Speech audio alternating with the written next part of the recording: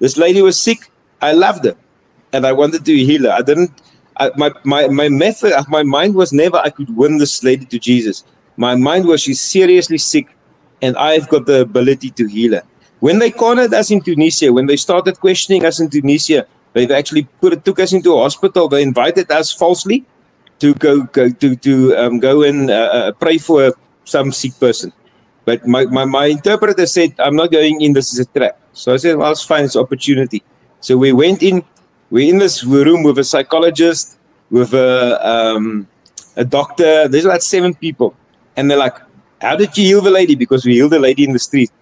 And like, no, just do what Jesus did.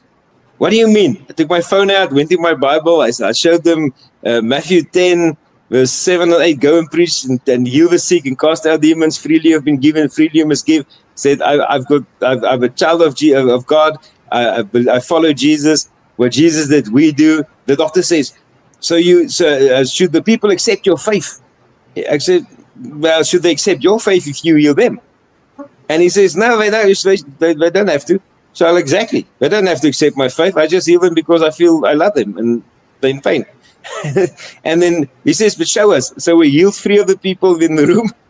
And then I said, we're not like missionaries or anything. We're just disciples of Jesus. We just walk like Jesus walked. And their faces dropped and they all left. And when they got outside, the interpreter said the police van was standing outside waiting for us. Love them to Jesus. Don't try and preach them or fight them to Jesus. They won't come to Jesus if we fight them.